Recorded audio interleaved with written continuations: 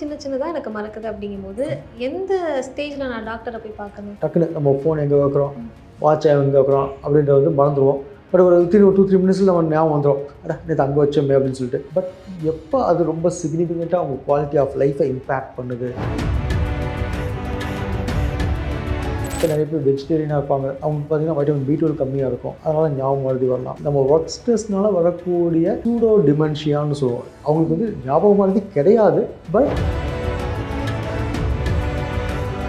ஞாபக சக்தியை இம்ப்ரூவ் பண்ணுறதுக்குன்னு சில ஃபுட்ஸ்லாம் சொல்லுவோம். இந்த வெண்டைக்காய் சாப்பிட்டா மூளைக்கு நல்லது அதெல்லாம் அப்படின்னு ஸ்பெசிஃபிக்காக கிடையாது. பட்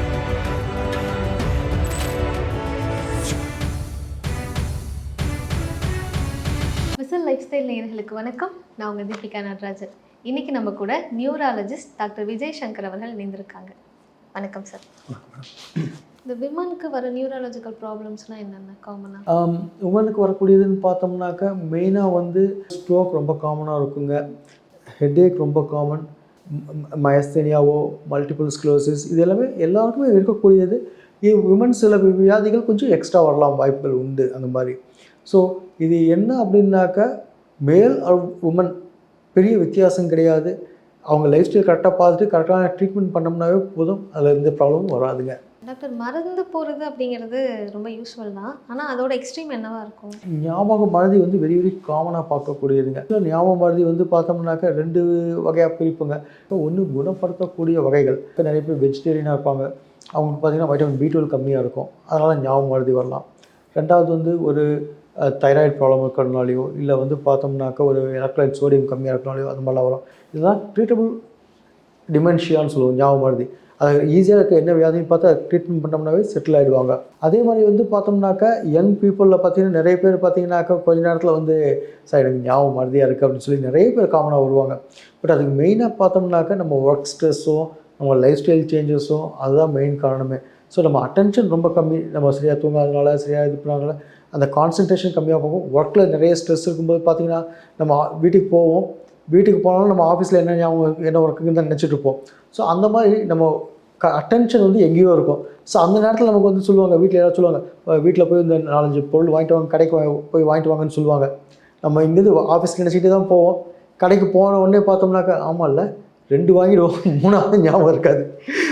அப்போ கேட்கும்போது என்ன ஆகும், பிரச்சனை வரும். So the important thing is நம்ம ஒர்க் ஸ்ட்ரெஸ்னால வரக்கூடிய சூடோ டிமென்ஷியான்னு சொல்லுவோம். அவங்களுக்கு வந்து ஞாபகம் மறதி கிடையாது, பட் அந்த டிப்ரெஷனோ இல்லை அந்த ஸ்ட்ரெஸ்னால் வரக்கூடிய இது வந்து pseudo dementia, not true dementia, it's a false dementia அப்படின்னு சொல்லுவாங்க. ஓல்டர் ஏஜ் குரூப்பில் வருதுன்னு வச்சுக்கோங்களேன், வயசாகும்போது ஒரு 60 வயசு வரும்போது காமனாக வரக்கூடிய நியூரோ டீஜெனரேட்டிவ், அதாவது மூளை தேய்மானத்தால் வரக்கூடிய neuro degenerative disease like Alzheimer's மாதிரியோ இல்லை வந்து பார்க்கின்சன்ஸ் டிசீஸ் டிமென்ஷியா மாதிரியோ சம்டைம்ஸ் ஸ்ட்ரோக்னாலேயோ வரக்கூடிய ஞாபக மறதிகள் நிறைய காமனாக வருங்க.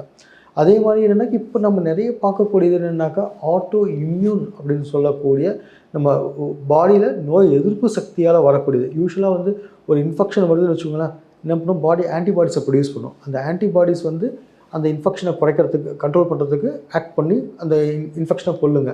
அதே மாதிரி இந்த ஆன்டிபாடிஸ் என்ன பண்ணணும்னா சில நேரங்களில் சில மாலிகுலர் மிமிக்ரி நம்ம சில வித்தியாசங்களால் என்ன ஆகுனாக்கா நம்ம ஓன் பாடியவே அட்டாக் பண்ணுவோம். அதான் ஆட்டோமியூன். சிம்பிளாக சொல்ல போனாக்க அந்த ஆட்டோமியூன் வியாதிகள் நம்ம ரொம்ப பார்க்குறோம் இப்போது. பட் இதில் என்ன இம்பார்ட்டன்ஸ்னாக்கா இன்கேஸ் அப்படி ஆட்டோமியூன் வியாதிகள் அப்படின்னு வந்தாக்க அதை வந்து என்னன்னாக்கா கண்டுபிடிச்சி கரெக்டாக ட்ரீட்மெண்ட் பண்ணுறதன் மூலமாக இதை வந்து குணப்படுத்தலாம். இந்த அல்சைமர்ஸ் மாதிரியோ பார்க்கின்சன்ஸ் மாதிரியோனாக்கா இது நம்மளால் குணப்படுத்த முடியாது, கண்ட்ரோல் தான் பண்ண முடியும். லைஃப் லாங் அதுக்கு மாத்திரை எடுக்கிற மாதிரி இருக்கும். பட் இந்த மாதிரி வியாதிகள் ஈஸியாக கண்டுபிடிப்பதன் இயர்லியாக கண்டுபிடிப்பதன் மூலமாக குணப்படுத்தலாம், அது கண்ட்ரோல் நல்லாவே பண்ணலாங்க. ரொம்ப சின்னதாக எனக்கு மறக்குது அப்படிங்கும்போது எந்த ஸ்டேஜில் நான் டாக்டரை போய் பார்க்கணும்? டக்குன்னு நம்ம ஃபோன் எங்கே வைக்கிறோம், வாட்ச் எங்கே வைக்கிறோம் அப்படின்றத வந்து மறந்துடுவோம். பட் ஒரு 2-3 மினிட்ஸில் நம்ம ஞாபகம் வந்துடும், நேற்று அங்கே வச்சோமே அப்படின்னு சொல்லிட்டு. பட் எப்போ அது ரொம்ப சிக்னிஃபிகண்ட்டாக அவங்க குவாலிட்டி ஆஃப் லைஃப்பை இம்பேக்ட் பண்ணுது? நிறைய பேர் பார்த்தோம்னாக்கா ஒருத்தர்கிட்ட மணியை கொடுத்துருவாங்க, ஒரு 10,000 20,000 கொடுத்துருவாங்க, டக்குன்னு மறந்து போயிடுவாங்க. கேட்டாக்கா அதே மாதிரி எங்கேயா வச்சுருவாங்க, மணி வச்சு தேடுவாங்க, ஃபோன் வச்சு அடிக்கடி ஃபோனை மிஸ் பண்ணுவாங்க, இல்லை பர்ஸை மிஸ் பண்ணுவாங்க. அந்த மாதிரி கொஞ்சம் when it started to impact you need to consult the doctor early. எந்த வியாதியும் இயர்லியாக பார்த்து இயர்லியாக கண்டுபிடிச்சி இயர்லியாக ட்ரீட் பண்ணோம்னாக்கா அதை ஈஸியாக குணப்படுத்திடலாம். அது வளர விட்டு அது பிரச்சனை வந்தாக்கா அது ரொம்ப நாள் மாத்திரை எடுக்கிற மாதிரி போயிடக்கூடாது. எனக்கு மருந்து மாத்திரை இதை தவிர வேறு ஏதாவது சின்ன சின்ன ப்ராக்டிக்ஸை சொல்லி தருவீங்களா? அது ரொம்ப இம்பார்ட்டண்ட்டுங்க. யோகா மாதிரியோ மெடிடேஷன் மாதிரியோ ரெகுலராக நாங்கள் அட்வைஸ் பண்ணுவோங்க. அது ரொம்ப ரொம்ப மூளையை வந்து ரிலாக்ஸ் பண்ணுறதுக்கு ரொம்ப அதிகம் இம்பார்ட்டன்ட்.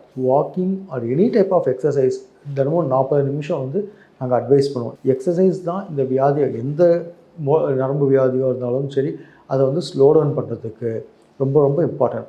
அதே மாதிரி எக்ஸசைஸ் பண்ணுறது மூலமாக நம்ம வந்து டென்ஷன் ஸ்ட்ரெஸ் பஸ்ட்டுன்னு சொல்கிறோம் இல்லைங்க, அதை நல்லாவே கண்ட்ரோல் பண்ணலாம். டயட் ரொம்ப ரொம்ப முக்கியம். டயட்னாக்க மெடிடேரியன் டயட்னு சொல்லுவாங்க. அது பார்க்கின்சன்ஸ் வியாதியாக இருந்தாலும் சரி, அல்சைமர்ஸ் மாதிரி ஞாபகம் மறதியாக இருந்தாலும் சரி, நிறைய காய்கறிகள், நிறைய பழங்கள், நம்ம சிறுதானியங்கள்லாம் நிறைய எடுத்துக்கலாம்.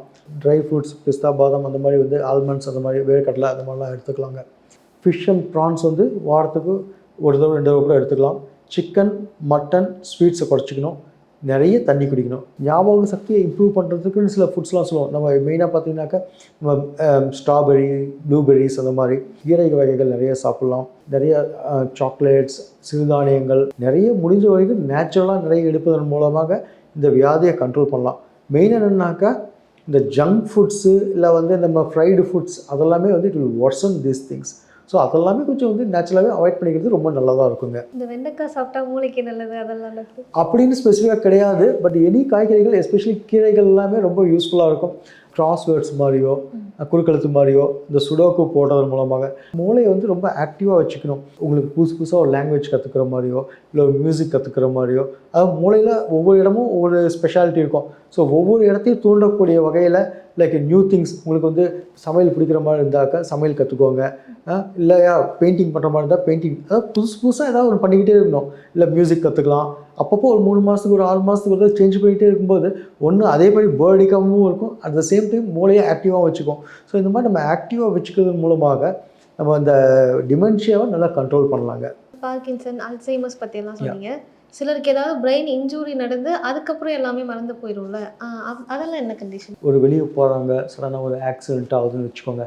அந்த மாதிரி ஆகும்போது என்ன ஆகுனாக்கா மூளையில் வந்து ட்ரொமாட்டிக் பிரெயின் இன்ஜுரின்னு சொல்லுவாங்க.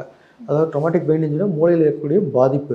ஒன்று மூளைக்குள்ளே இருக்கக்கூடிய ரத்த கசிவாலேயோ இல்லை மூளையில் ஏற்படக்கூடிய அடிப்படுறதுனால என்ன ஆகுனாக்கா அந்த இடத்துல ஒன்று ஸ்ட்ரோக் மாதிரி கூட வரலாம். அப்படி இல்லைன்னாக்கா டிஃப்யூஸ் ஆக்சானல் இன்ஜுரின்னு சொல்லுவோம். அதாவது மூளையில் வந்து பெரிய அளவு ரத்த கசிவோ இல்லை ஸ்ட்ரோக்கோ எதுவுமே இருக்காது.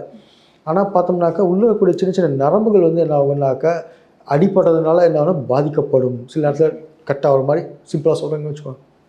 அந்த பாதிப்பு ஏற்படும் போது எந்த இடத்துல ஏற்படுதோ அதனால் வந்து அந்த இடம் பாதிக்கப்படும். ஒரு ஆக்சிடென்ட் ஆகுதுன்னு வச்சுக்கோங்களேன், காரில் போகும்போது என்ன ஆகுனாக்கா ஒன்று அடிப்படணும், அடிப்படும்போது மூளையில் பாதிக்கப்பட்டது ஒன்று, ப்ளீடிங் ஆகுதுன்னு வச்சுக்கலாம். சில நேரத்தில் என்ன ஆகுனாக்கா இந்த ஃபாஸ்ட்டாக போய் பிரேக் போடும்போது ஃப்ரண்ட் அண்ட் பேக் இப்படி போவோம் இல்லைங்க, அதனால் கூப் அண்ட் கவுண்டர் கூப் சொல்லுவோம். ஜஸ்ட் அந்த மூளை என்ன ஆகுனா உள்ளே போய் இப்படி ஃப்ரண்ட் போய் இப்படி பேக் வரும்போது சில பேருக்கு அதனாலே சிவியராக இருக்கும்போது அதுலேயே பாதிப்பு ஏற்படும். ஃப்ரண்ட்டில், சைடில், பேக்கில் எல்லாமே கொஞ்சம் பாதிப்படுறதுனால சில பாதிப்படும்.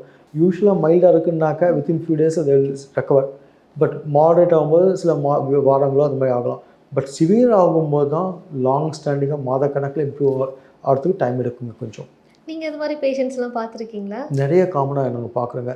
எஸ்பெஷலி வந்து ஆக்சிடென்ட்ஸ் நம்ம ஊரில் வந்து ரொம்ப ரொம்ப காமனாக நடக்கிறதுனால இந்த மாதிரி நிறைய காமனாக பார்க்குறோம். வயசானவங்க பார்த்தோம்னாக்கா லைக் ஒரு பார்க்கின்சன்ஸ் இருக்குது, ஒரு ஸ்ட்ரோக் இருக்குது அப்படின்னும்போது என்ன ஆகுனாக்கா சில நேரத்தில் தடுமாறி விழும்போது தலையில் அடிபடுறதுனால வரக்கூடிய சப்டியூரல் ஹெமட்டோமா மாதிரியோ இல்லை சம்டைம்ஸ் உள்ள சப்ராக்டாய்டு ஹெமரேஜ் மாதிரி நிறைய ப்ளீடிங் இருக்கிறதுனாலையோ அந்த மாதிரி காமனாக நாங்கள் பார்க்குறோங்க. ரொம்ப காமன் இது. கோமாக்கு போகும்போது என்ன நடக்குது நம்ம பிரெயினுக்கு? அது கோமா அப்படின்னும்போது வந்து எதனால் வரக்கூடிய கோமா அப்படின்றத பார்க்குற மாதிரி இருக்குங்க. அதாவது கோமான்றது வந்து நிறைய காரணத்தால் வரக்கூடியது. அதாவது பார்த்தோம்னாக்கா ஒன்று மெட்டபாலிக்னு சொல்லுவோம். ஒரு சில நேரங்களில் சுகர் கம்மியாக போகிறதுனாலையோ சோடியம் கம்மியாக போகிறதுனாலையோ அந்த மாதிரி வந்து மெட்டபாலிக் வேறு ஏதாவது வந்து பிளட்டில் வரக்கூடிய சேஞ்சஸ்னால வரக்கூடிய மாதிரி இருக்கலாம். சில நேரத்தில் இன்ஃபெக்ஷன் அதனால் வரக்கூடியது, மூளைக்காய்ச்சல் அந்த மாதிரி வரலாம். நம்ம ஸ்ட்ரோக்னாலேயோ இல்லை ப்ளீடிங்னாலேயோ டாக்ஸின்ஸ் ஏதாவது மருந்து எடுப்பாங்க வேறு ஏதாவது அதனால் வரக்கூடியது.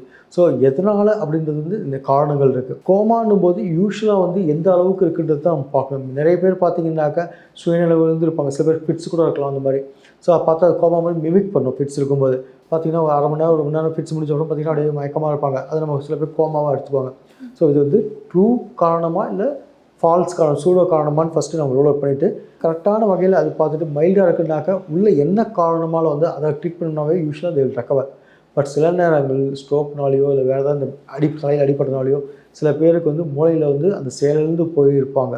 சில வாரங்களோ இல்லை நாளோ இல்லை மாதங்களோ கூட சில பேர் கோமாவாக இருக்கிறதுக்கான வாய்ப்பு உண்டு.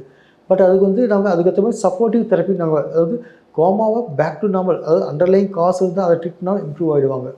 சில பேருக்கு வந்து இந்த மாதிரி தானாக வந்ததுன்னாக்கா it takes time to recover. So அது வரைக்கும் அவங்களுக்கு தேவையான சப்போர்ட் நாங்கள் பண்ணிக்கிட்டு இருப்போம். அதுக்கப்புறம் ஸ்லோவாக தே வில் ரெக்கவர். இப்போ இந்த கோமாவில் இருக்கவங்க அவங்கள சுற்றி இருக்கவங்கள சவுண்டு கேட்குறது இல்லை என்ன நடக்குது அப்படிங்கிறத அப்சர்வ் பண்ணுறது இதெல்லாம் அவங்களால பண்ண முடியுமா? இஃப் இட் இஸ் மைல்டாக இருந்தாக்கா அவங்களால வந்து அப்சர்வ் பண்ண முடியும். நிறைய பேருக்கு பார்த்தீங்கன்னா மைல்டாக இருக்கும்போது சொல்லுவாங்க எனக்கு அவங்கெல்லாம் பேசினாங்க உடனே இமீடியட்டாக ஞாபகம் இருக்காது.